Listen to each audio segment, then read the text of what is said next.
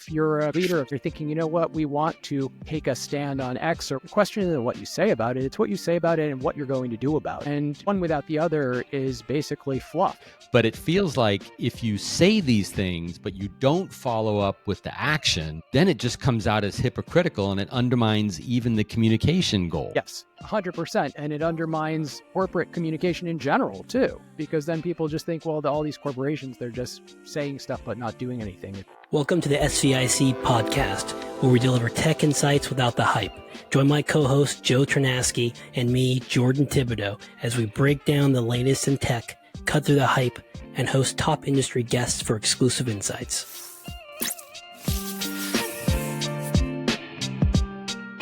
Today, we are joined by Matthew. I'm going to butcher your last name. Is it Kohut? It's Kohut, rhymes with donut. Kohut. Okay. There you go. Rhymes. I like that. Rhymes with donut. Now I can easily remember that. Matthew wrote this wonderful book called Speaking Out, The New Rules of Business Leadership Communication. You all should buy a copy. It was short and sweet to the point, which we like. You weren't going for page length, which is fantastic. And you provide tangible, first of all, you have a fantastic summary of just all of the different political events that are going on in the last decade. I forgot how many things are going on in the world. And what businesses had to react to. Right, Joe? Yeah, we were just talking about that. Like when you're in the middle of it with an organization, there's so many things you need to sort of keep in mind and do and maintain in order to keep everyone on track and feel like you're communicating well and not accidentally causing more problems than you're addressing. Right. Yeah. And so let me read Matthew's background. So Matt is the co-author of The Smart Mission, NASA's Lessons for Managing Knowledge, People, and Projects, and Compelling People, The Hidden Qualities That Make Us Influential. One of Amazon's best business books of 2013. Well done, sir. As the managing power of K&P Communications, he has prepared CEOs, elected officials, and public figures for events from live television appearances to TED Talks. So, Matt, welcome to the show. Thanks. Really looking forward to speaking with you. Oh, yeah, we're happy to have you here too. And your background's top tier. You got podcaster backgrounds better than my shed. So good job. So let's start with why did you decide to write this book?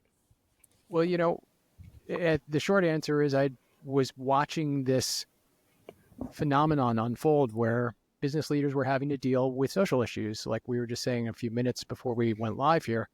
You forget how many things happened over the past 15 years where CEOs of big corporations and also leaders of smaller organizations were just one after another having to deal with different issues.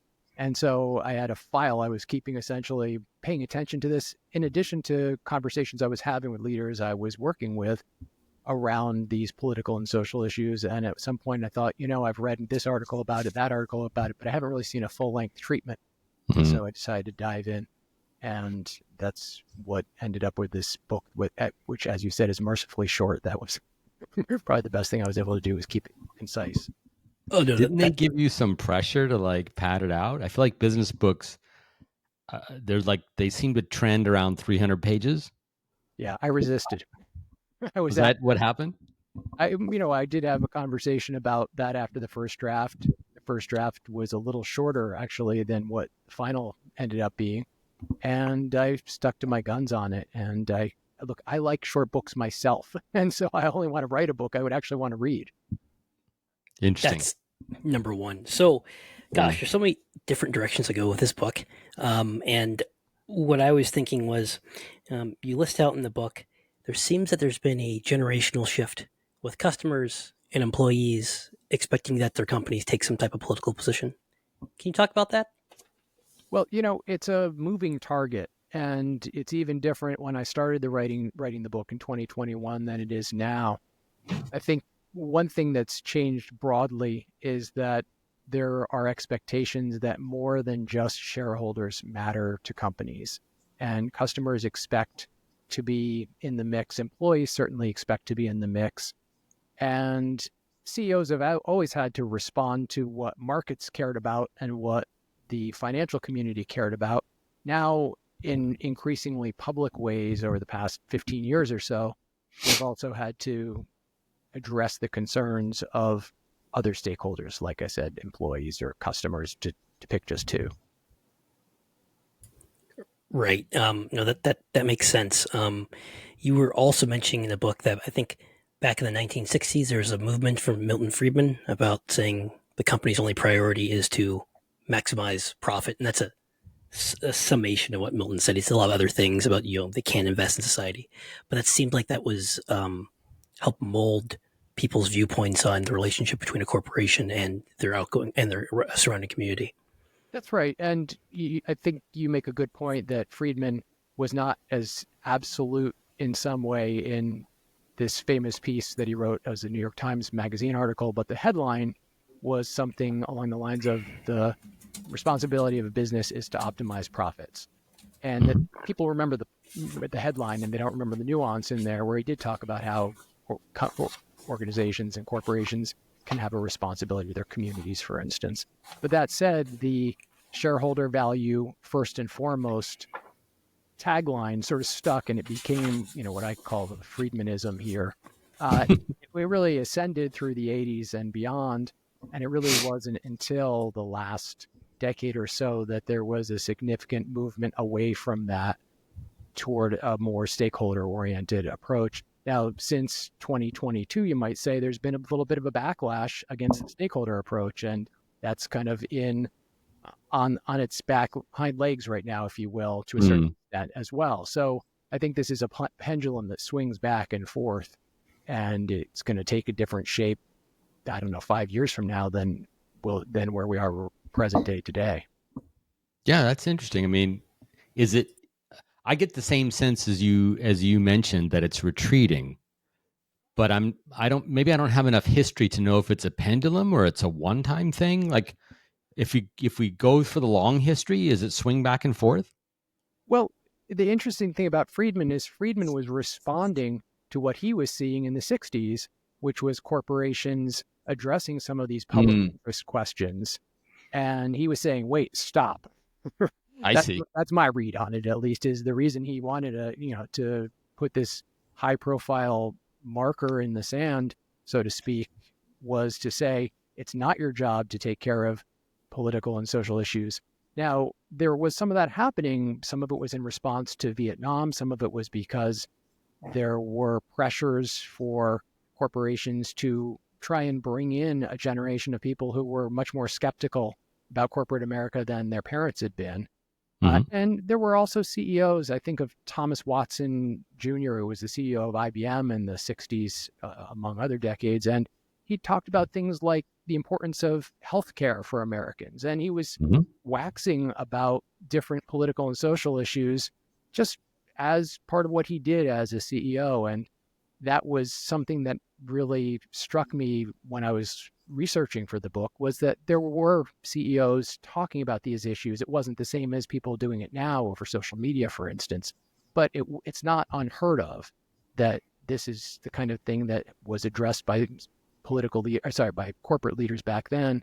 And Milton Friedman was kind of saying enough is enough here in some way, and trying to draw, like I said, a little bit of a line and say, your job is to maximize profits, not to do all this other stuff around the environment and hiring people because of their graphic backgrounds and so on. And he addressed those things very specifically and said, you shouldn't be doing these things. So I think it's interesting to reread his New York Times Magazine piece from 1970, I think it was, and just see exactly what he said, because there's some nuance in there, as Jordan said, but there's also some very clear stuff he said you shouldn't be doing. Yeah. So from his peak to our peak, is it 50 years or is it 100 years? It's just, well, he was, about 50 years ago, like you say, a little more than that. And so I don't know if the pendulum swings are always going to be those 50-year spans, but it's certainly interesting to see that it was about 50 years later that the pendulum pretty much swung away from that. Right. And my impression of your book is it's mostly focused on the communication aspect. But what you're mentioning now is there was also a whole sort of action side of it where the company might actually do these things, not just talk about them. Yeah, I'm so glad you mentioned that, because one of the things that I really recommend in the book is that if you're a corporate leader of some sort and you're thinking, you know what, we want to take a stand on X or Y, the question isn't what you say about it, it's what you say about it and what you're going to do about it. And one without the other is basically fluff. I mean, it's rhetoric essentially. And look, occasionally there are times where you just need to say something, but far more often it's here's what we're going to say and here's what we're going to do. And the people who I find most admirable in this area are the ones who really back their words with action in very specific and concrete and traceable ways. Right. And flipping it over. And I mean, you're much more polite about it maybe than I'll frame it. But it feels like if you say these things, but you don't follow up with the action, then it just comes out as hypocritical and it undermines even the communication goal. Yes, 100%. And it undermines corporate communication in general too, because then people just think, well, all these corporations, they're just saying stuff but not doing anything. It's your company's reputation, your personal reputation, the reputation of business as a whole. Hey, I hope you're enjoying this video. 50% of our viewers don't subscribe. So if you can hit that subscribe button, and better yet, like also. And if you can, comment, that'd be fantastic. Thanks. Right. You have on page 93, you have this quote from Michelle Rodriguez of LinkedIn. She says, one of the guiding principles now with our leadership statements is making sure we're not seen as performative. That's always a tricky balance when you're talking about how a leader is using their platform to talk about social issue. You don't want to make it look like they don't back it up with their actions. You know, I'm so glad you picked that quote out because it's actually one of my favorite. See that, Joe? See that? He's just saying that. No, it's really true. That was one of my favorite things to learn about while I was talking to people for the book, was that LinkedIn really goes to great lengths if they're going to say something about a political or social issue to make sure that people inside the company feel like the company's behaving internally in terms of its culture the way that it might advocate for something externally. And otherwise, there's this huge disconnect. And that's just a recipe for poor morale, turnover, attrition, and ultimately just a really terrible corporate culture. Here at Conglomerate Megacorp LLC partners, we believe the individual, and that's why we're outsourcing all of you. Here's a, you have this other great chart on page 11 that talks about the reasons why. You see our high quality graphics That we is have some here? high-end graphics you're doing there. That talks about the reasons leaders speak out. We'll take care of it in post, probably not. You talk about the spotlight effect, use platform to do what's right for society, speak up for the employees or customers, explain corporate decisions in terms of values, and use platform to address personal priorities. So I didn't think about it in that many terms. I just thought they just got a Ouija board out and were like, I guess we'll talk about this today. But maybe you can go into more into that. Yeah, the research on this said basically CEOs are doing this just to either curry favor or because they're, they have some personal agenda.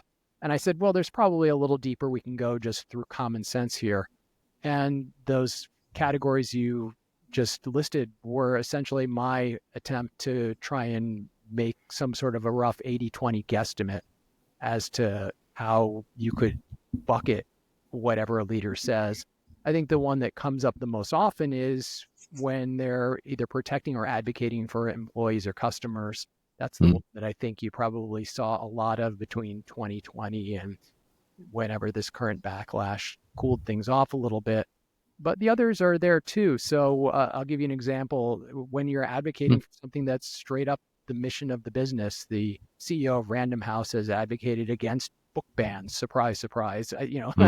That's doing the right thing for your company because you're saying, hey, this is wrong and it's bad for our business. Yep. There are sometimes CEOs talk about things like mental health. So this is what I would say is putting things, it's sort of on maybe a gray line between advocating for employees, but also really just talking about something that's a personal priority of theirs. And, because it's an issue that has some stigma attached to it, I would put that in that first category of using their platform to advance something that's on their personal agenda. It may be altruistic, but it's something they have a personal interest in. Spotlight effect, that's basically just narcissism. Straight up. People who are in love with the spotlight, they just can't walk past an open microphone, essentially. Yep. Name some names. Eric Schmidt. And then they're tremendously depressed when the spotlight is no longer on them. They'll do almost anything to get back under it. That is true. Yeah, it's so warm in the spotlight. That's a good one too. All those admiring people looking up to you. Yeah, you mentioned mental health on page 82, Karen Lynch, CEO of CVS, spoke about how she wrestled for years with the stigma associated with mental illness. At 12 years old, my mom died by suicide, and I wouldn't talk about it for decades, she said. And people need to talk about it because that's how people are going to get the access and help that they need. And you mentioned it, not exactly following this, but there's something about their own lived experiences, how it validates what they're talking about, gives them credibility. Maybe you can talk more about that. Sure. And, just to be clear, Karen Lynch just stepped down as CVS CEO a few weeks ago. But that's a perfect example of somebody using their personal platform to advance something that's adjacent to the mission. I mean, CVS is a healthcare company, but suicide prevention isn't core to their business model, obviously. But it's still using her personal experience to connect with an audience about something that she cares deeply about. And I think one of the things that we've seen over the past couple decades is, if you think about sort of 20th century CEO, typically a man, try to be as neutral, as objective, and as impersonal as possible. I mean, straight up, no feelings, no getting involved in things. Just business. Yeah, just business. Yeah. And there were some really charismatic CEOs. You think of a Steve Jobs, for instance. He was highly charismatic, but he wasn't talking about me, and his personal life. He was talking about the product and what the product could do to change your life. And that's very different than somebody talking about their own struggle or their own connection to something like suicide, or even Tim Cook coming out as a gay man 10 years ago last month. And that's just a very different way of using the platform to try and address a concern that's got some societal currency at a given time. Well said. Now, you talk about certain CEOs who are fence sitters, and they're and then there's a situation of damned if you do, damned if you don't scenario. And I think you highlighted it well with CVS and their situation regarding a Roe versus Wade and abortion drugs. So maybe you can talk about fence sitting and then talk about CVS, if that makes sense. Actually, that was Walgreens that sat more. Oh, Walgreens. Yeah, no, CVS. It was really interesting. So this is kind of a perfect A/B test here, where Roe v. Wade is overturned, and then there become questions about the abortion pill, and will these big pharmacy chains mail it out of state to states where it's where abortion is illegal. And the Walgreens CEO at the time, also not in her job anymore, basically she said something internally that became public about, gosh, we don't want to do anything that's going to get us in trouble. Oh, yeah. And it blew back on. That's going to get you in trouble. Yeah. Well, yeah. I mean, essentially, Newsom said, Walgreens, you don't share our values. We're going to cancel this big contract with you. Well, the CVS executive basically kept her head down on that one, and there was no blowback for CVS on that.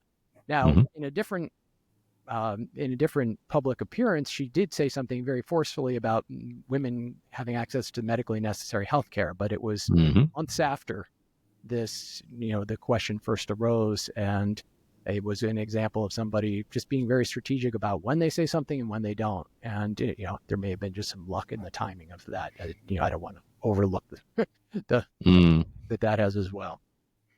Yeah. I'm really curious, when you're watching these episodes unfold. I mean, you were describing keeping notes, and you probably have way more material than you could ever use in, a dozen books by now. But does it do you take the next step and think, okay, this company is stumbling several times in their communications. This is going to affect the company. This is an investment opportunity. I should be shorting these guys. And on the flip side, that CEO or that spokesperson handled that really well. I should be, long that company. I'm not that smart, but I should be. Yeah, the question becomes, how much do these PR mishaps or PR coups pay off as far as market cap or, changes in the market value of the company? And unless it's a real disaster, the answer is probably you have to be really quick in and quick out to well on that. So that's my hunch without having looked at a lot of data on this really closely. But hey, it would be worth setting up an algo to. I feel like there's also an aspect you described earlier where, somebody handles something poorly. It doesn't impact the stock, right away, but definitely it's going to affect morale and retention and, efficiency and like all kinds of long-term problems inside the company, especially if it's a sustained kind of malpractice. So you're almost begging me to talk about Wells Fargo here, if I can. Yeah, I am. I'm all over Wells Fargo. I'm not a fan of Wells Fargo, so go for it. All right. So people might remember that back in the 2010s, there was this scandal where Wells Fargo sales folks were feeling pressured to hit their numbers, and they were setting up Wells Fargo accounts for people who had never signed up to be Wells Fargo customers, and got in a whole heap of trouble for this. They got a new CEO as a result. This new CEO came in late 2019. Fast forward to 2020, murder of George Floyd. All of a sudden, every company, every major corporation is thinking, we've got to address racial equity in some way in the way we deal with both our employees, with our suppliers, so on. And like a lot of those companies, Wells Fargo issued a statement about a month later saying, here's what we're going to be doing. And one of the things they specifically said they were going to do is they were going to double their black leadership cadre within the firm. And I don't remember how they had defined leadership, but that was the goal. It was going to be double. That summer, on a Zoom call, the CEO of Wells Fargo, a guy named Charlie Scharf, said in a meeting with some black employees of Wells Fargo that the company, it just didn't have the pipeline to hit that target of doubling. Yeah, this didn't go so well. And this was leaked, and Elizabeth Warren in the Senate said, there you go again, essentially. And so this went really terribly for Wells Fargo. And I know from having talked to people at Wells Fargo that it just was terrible for morale. There was attrition at senior levels as a result of this, I've heard. And so that's an example, to your point, Joe, about just what happens when these things spiral one after another, where it may or may not affect the stock price in some way. You can look at the graph, but it's certainly going to affect morale. It's going to affect retention. And ultimately, that's going to have some effect on performance. Yeah, and your description was very concise, I think. But I mean, honestly, Wells Fargo had a series of problems where they were overselling and sort of almost fraud, like signing people up for things when they didn't know. It's kind of ridiculous. And, Buffett took them to the woodshed publicly and basically divested Berkshire of Wells Fargo. And they were a big long-term investor. So going back to my previous theme, I mean, that just hammered their stock for a good 5 years. Yeah. I want to follow on real quick. You talk about in the book about knowing the values of your customers. And I think a good example of this was when Facebook, they always, every couple of years, there's some type of privacy concern. And the media, who writes in gallons of ink, will talk about, everyone's privacy is violated. I'm canceling my Facebook subscription or my Facebook account. This is the end of the world. And then the stock tanks. And usually what I try to do is load up, because 95% of the Americans don't understand what's going on with the privacy concerns. All they care about is, am I still seeing pictures of my grandchildren? Can I see cute cat videos? Can I connect with my old friends? And that's what they value. And so the stock keeps on trucking forward. So I think you kind of allude to that too with maybe Anheuser-Busch, maybe the difference between mass market concerns for products and then niche products. Maybe you can go into that. Yeah, absolutely. So if you're selling sneakers or something, you want to sell them in blue states and red states. And, anything that's a mass product, you're trying to sell to as many people as you can. And so any position you're going to take on something, you have to do a whole lot of risk analysis to see what the downside is going to be.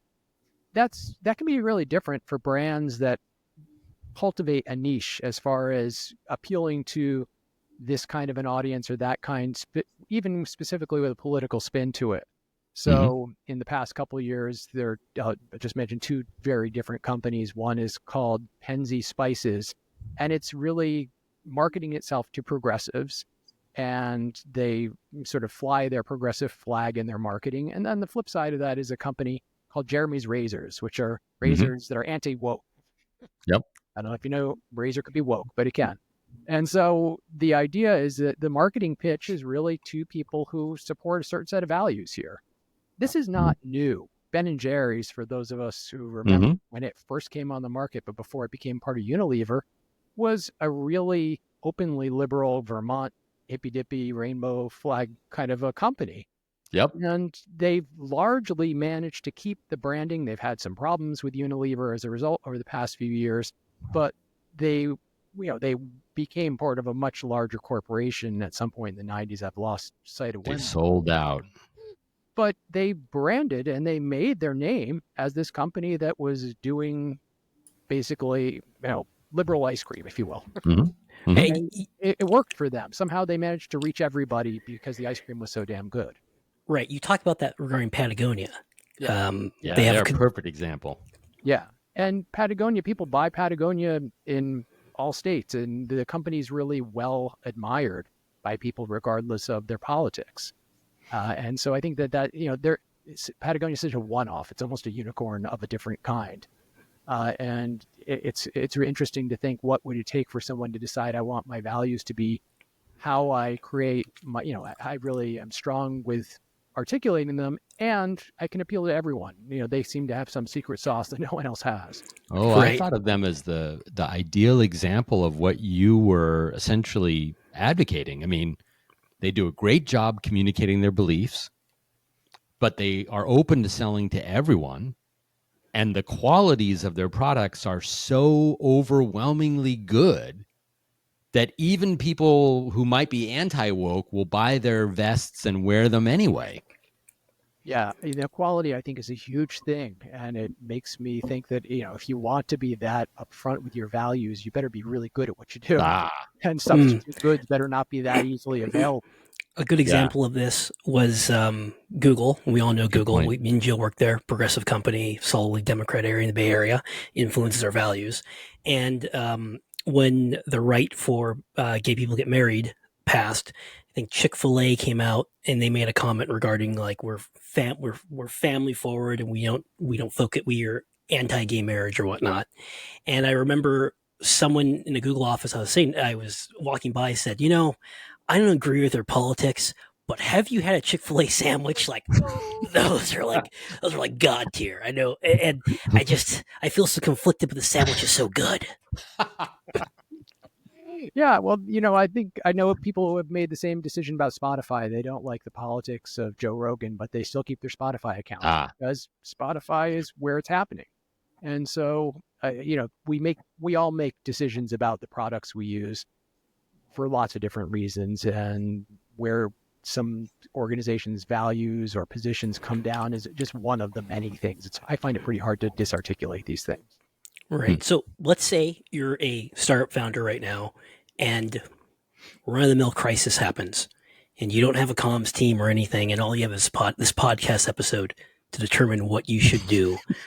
You had some steps on how to think through the process of how you're going to engage with the current political event. Maybe you can go over that? Sure. So the first question is the relevance of the issue to your company, to your firm.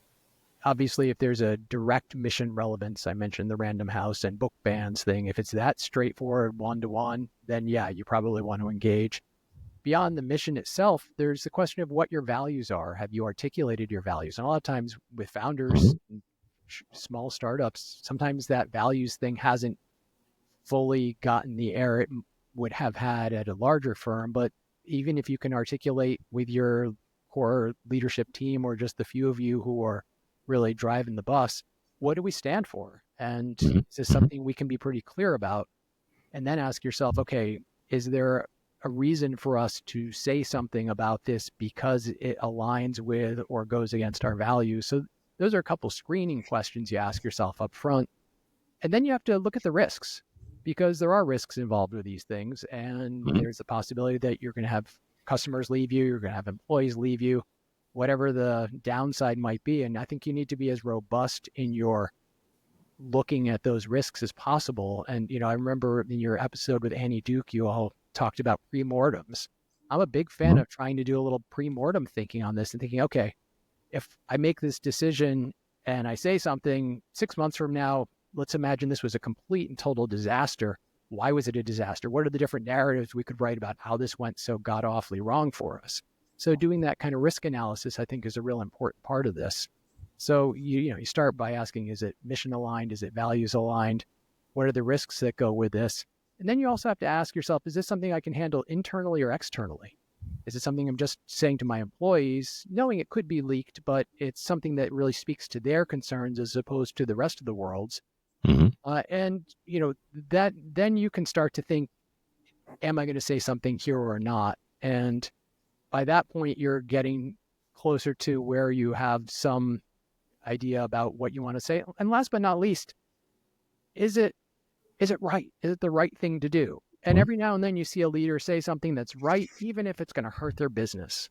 And the person I think about with this was the CEO of Dick's Sporting Goods after the mass shooting in Florida at Marjorie Stoneman High School. Yeah. 2018. He just said, we're not going to be selling these rifles anymore, period, full stop. And it was going to hurt his business, and it did. And their stock price went down, and they caught all kinds of hell from investors, on their calls the following quarter and so on. But he just said, this is not going to be on my head. I'm not going to be the person who is going to support this. So every now and then you just draw a line.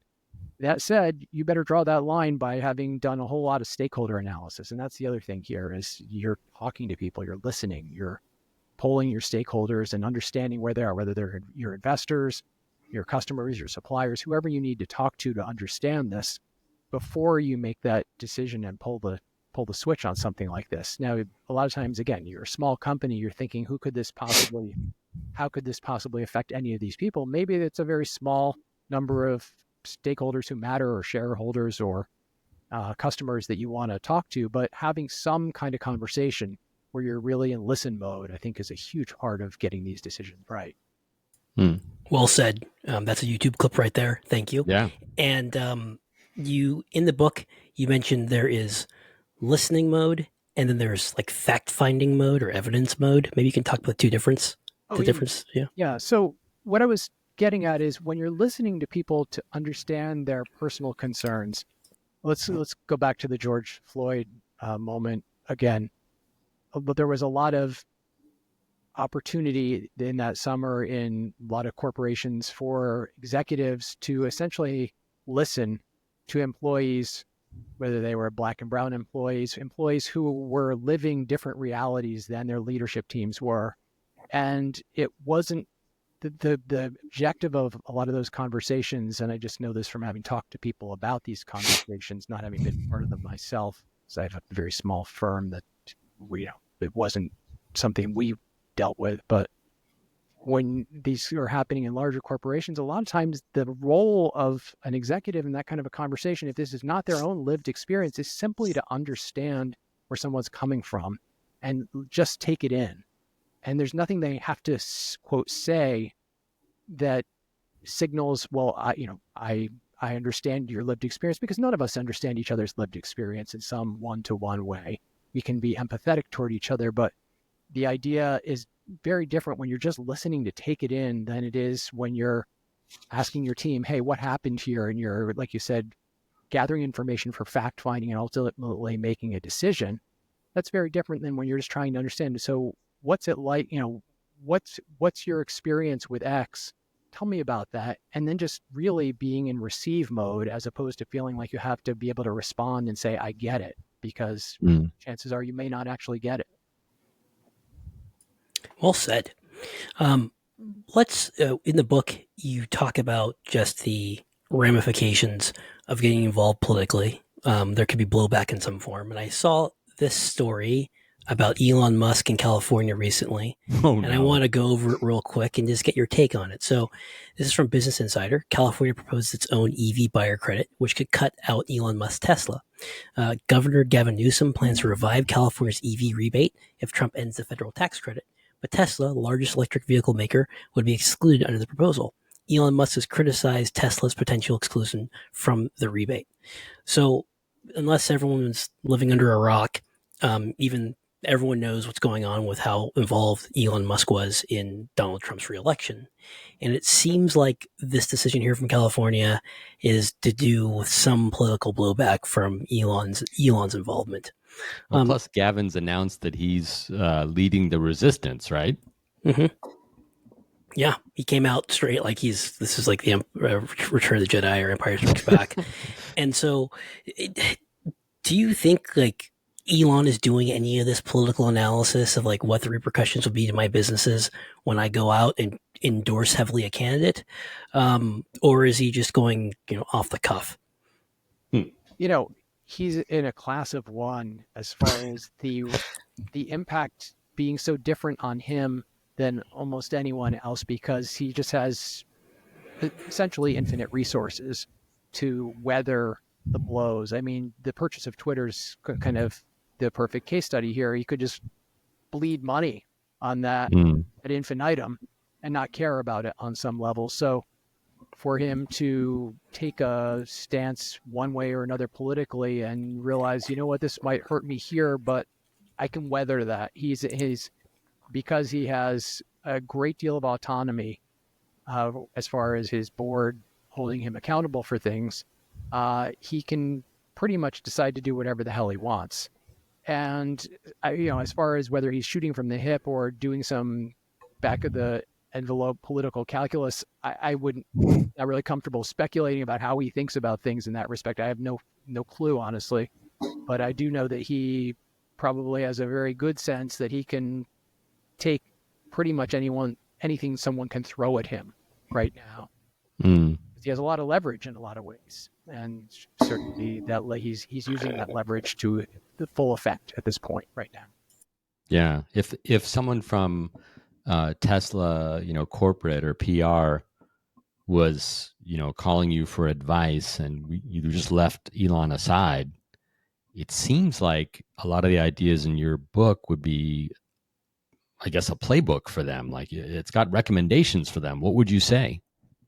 Well, it's almost impossible to leave Elon aside. And that's the thing I would say. If you're corporate comms there, good luck, because you've really got one person running corporate comms, and it's the same person who's the chief engineer, the same person as the chief salesman. And, that's the big risk there, is that corporate comms is basically running after Elon, saying, oh, wait, you said what?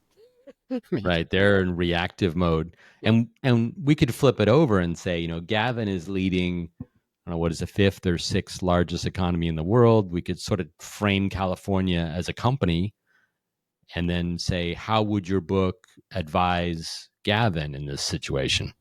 So Gavin's very attuned to his stakeholders as the voters, his constituents, what their interests are. And so to a certain extent, I think the way he's going after different political issues where corporations are concerned reflects largely what he thinks is going to be to their benefit. And I think that he's largely trying to articulate things following more or less the principles I lay out there. But he will get a little salty here and there with the position or the position he took with Walgreens a few years back that I mentioned earlier.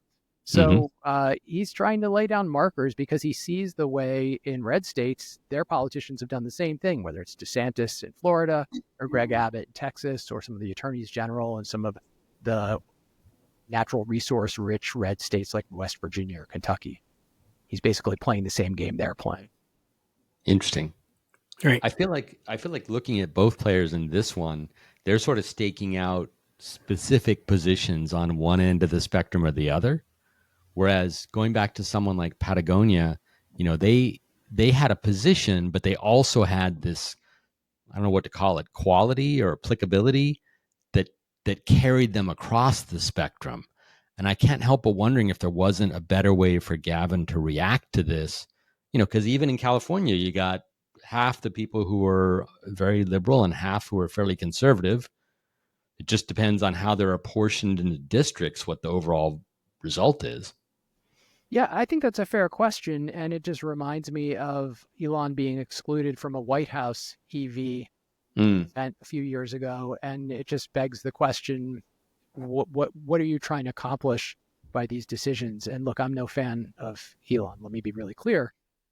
But that said, when I look at it just from this question of we have this electric vehicle market, this is far and away the largest EV manufacturer in the United States. What what are we trying to do Mm. with these positions? And I'm not really deeply versed in this, and I can make a political argument for why it's an interesting way to score some points, but I do think that it's also something you can pick at a little bit, and probably from a public policy perspective, come in on a different place. Right. Yeah, this goes back to your point about consistency of message and actions. Yeah. And if you can articulate really clearly that this is, it's because of this and not that, that's fine. But I think it's about being transparent and following through on that. And, there are a whole host of reasons I could speculate about, but I don't really have any good insights about this. So we had a question from our live stream. This is from Maj. He says, to what extent do you see business social communication developing in the next few years if you had to speculate? Well, this is a really interesting time to think about that, because right now with the incoming Trump administration, I see a lot of the kind of communication I talked about taking place between 2020 and say 2022 on the back burner. But as the Trump administration begins to govern, things are going to change. And whether it's follow through on mass deportations or changes around really anything that can affect the business environment, maybe tariffs, you're going to have CEOs have to address it. Now, tariffs, you can say, is just a straight financial or business interest, but when it's hitting people's pocketbooks and people are paying more for food, for instance, because farm workers are in drastically short supply, you can imagine corporate leaders having to address these issues. And that's what I think is going to be interesting, is once Trump begins governing again, to see how it's the same and how it's different as it was between 2017 and the end of his term. I don't think it's going to be history repeating itself, but it may rhyme, and I'm really curious to see how that happens. Yeah, I think Walmart's already kind of started addressing this issue of tariffs and kind of trying to explain to people that the cost of the tariff is going to get passed to the consumer. That's right. And it's going to be a wake-up call for people who thought, we should just build a proverbial economic wall here. Well, that wall is going to come with some costs. That's a good quote right there. Thank you. I like that quote. That's a good one. So we can remix that with our discussion yesterday on industrial policy. Exactly. We got to keep the economic theme going. We're at our last 10 minutes, but everyone should check out Speaking Out, the New Rules of Business Leadership and Communication. Very well designed, nice, short and to the point. I like it. Let's go into the change in startup founder communication. It seems like Mark Zuckerberg has kind of gone through a PR resurrection process. Rebrand. Thank you, Joe. That's ding. You won that one. So Zuckerberg's gone through a rebrand. Sam Altman's taken some different approaches to comms and PR. I'd love to hear about what your thoughts are on Mark's rebrand, and then also what your thoughts are on Sam Altman's communication style. So my take on where Mark Zuckerberg is right now is he's sort of embraced the free speech position. And last summer, he wrote a letter to a House committee, really, I thought essentially ingratiating himself with the Republican leadership there, saying that the Biden administration, he said, quote, censored or tried to censor Facebook's use of or the way it was amplifying or not amplifying COVID misinformation on the platform. And so I see him sort of more leaning into what I would guess I would call or aligning a little bit more with what I'd call the libertarian side of the Silicon Valley continuum here right now. And that's different fundamentally than where he was, I think, when Sheryl Sandberg was there. Maybe she was a tempering influence on him, maybe not. I don't, insiders can tell you way more about that than I can. All I know is what I see in that respect. But I think largely he's said, I'm staying out of politics. In the same month he said that, he also wrote a piece saying, I'm staying out of politics. Good luck staying out of politics, Mark. You're on a company that has 3 billion users. You're going to be in politics it'll be there for you, whether you want it to be there for it. Joe, what's your favorite quote on that? The substance of the products is politics, right? Yeah. I mean, that's what social networks are. They're like little miniature political parties. Yeah, well said. And so politics is going to be sucking Facebook in, regardless of what Marx wants to say about how he gets out of it. And I think what you're suggesting, maybe, I don't want to put words in your mouth, but he's sort of conveniently becoming a libertarian now that the administration has changed, whereas he was conveniently on the side of sort of massaging information or restricting it when the previous administration was in effect. Yeah, +1. I agree with that perfectly. Yeah. It's very it's self-serving, and it goes against what you were recommending. It doesn't, his words and his actions don't line up. Right. But it's also not that unusual that you're looking at your business interest and saying, it's my business interest to curry favor with this administration. It's my business interest to curry favor with that one. Is it consistent with some set of values? It's consistent with shareholder value creation. Yeah. That's a good point. So It buy also- the stock. You heard it here first. Also seems he's taking your advice too of making direct appeals to the public and less hiding behind his comms team. Any thoughts on that?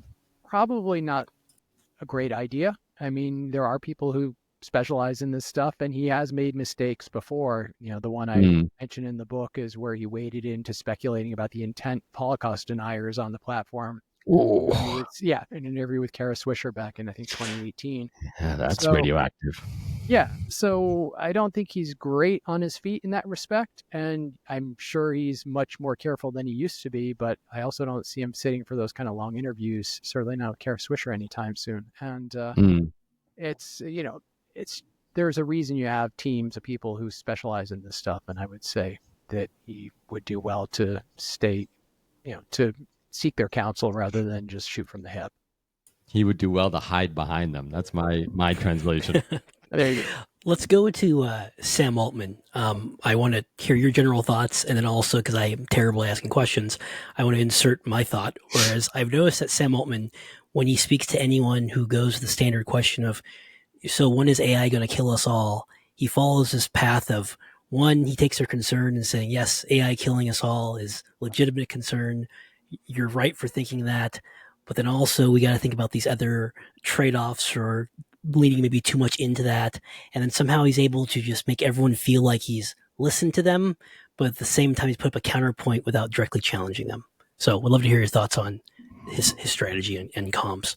Wow, you get an A+. That's exactly how I read what he does. And it's a fantastic strategy to validate the concern first. That is something I talk to clients about all the time, which is when somebody raises a legitimate concern, can you find something where there's common ground with it and articulate that before you get to your answer? And he does exactly that, to your point. And then somehow you manage to feel like he's agreeing with you almost, while he's inserting this almost techno-optimism perspective about the potential benefits and values that AI is going to bring to us. So it's a cool ninja mind trick if you can do that. And I think he does it pretty well.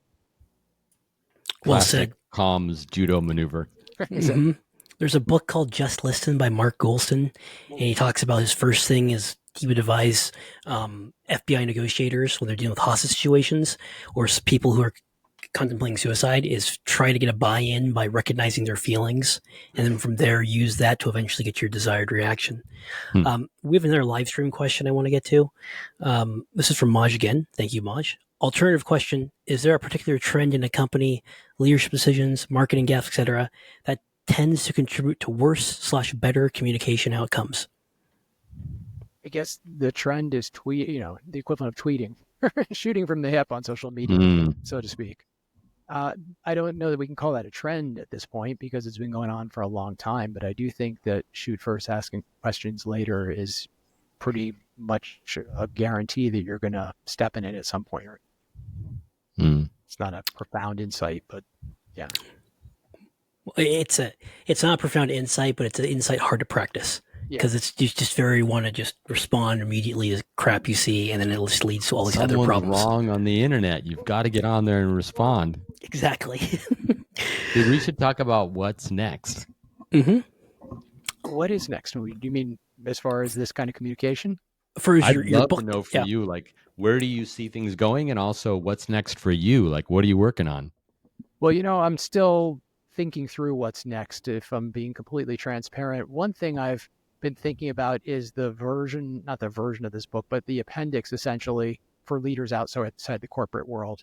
Mhm. Obviously, about a year ago, there was a little kerfuffle with some university presidents around their communication on political and social issues. A little kerfuffle? That's how you refer to it? true comms guy here. Look at him, Oh so my good. God, what are they? Like, all three of them have been swapped out, right? Yep. And so On a very tough question, do you think anti-Semitism is bad? It's like the most low ball. it was, yeah, the bar was pretty low there. And so thinking about talking about these same principles for leaders in other organizations, I do a lot of work with the nonprofit world and some with university leaders as well. And the fact that I stayed in the lane of corporate leaders here was deliberate on my part, in that I really wanted to make sure I addressed this stakeholder shareholder divide. But Mhm. the principles that people in large nonprofits and NGOs and foundations have to think about are really the same as far as the stakeholder outreach and analysis of the risks. And so that's something that's on my mind. But beyond that, I'm still gathering information, thinking about what's next as far as another book.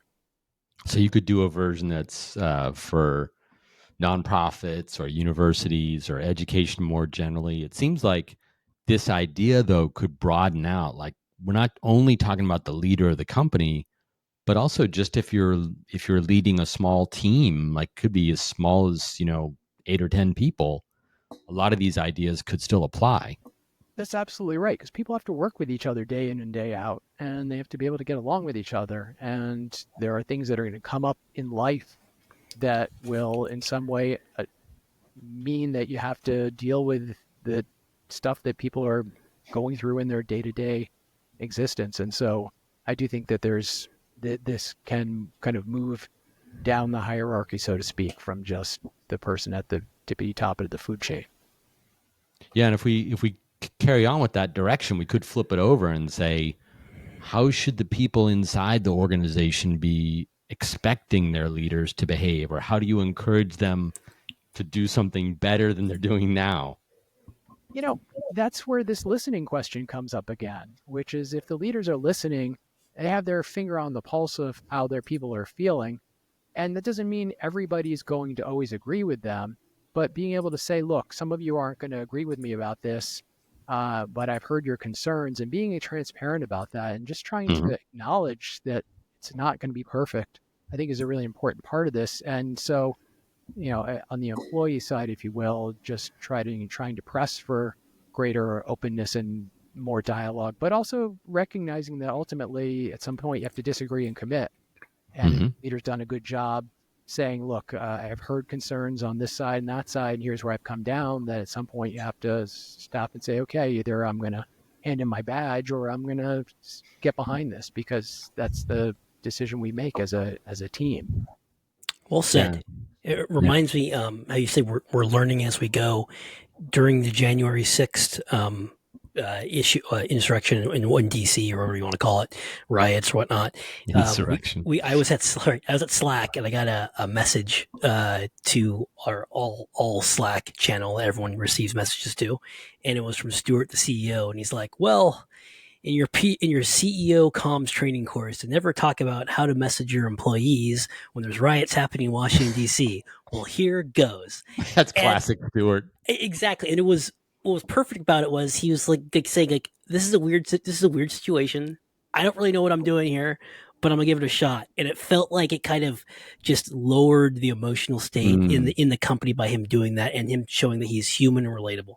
But anyways, we have to run. But speaking out, fantastic book. There's a link to it in the description. You should buy it. Thanks for watching. Don't forget to like, subscribe, share, and comment. And also, this show only continues with the help of viewers like you. Go to patreon.com/SVIC, and you can contribute to the show for just $2.99 a month to get access to our Discord, plus our research summaries, and get access to one of the greatest private tech communities there is. And for $5 a month, you get access to our bonus episodes. Also, while you're at it, if you're looking for more content, check out these two videos here.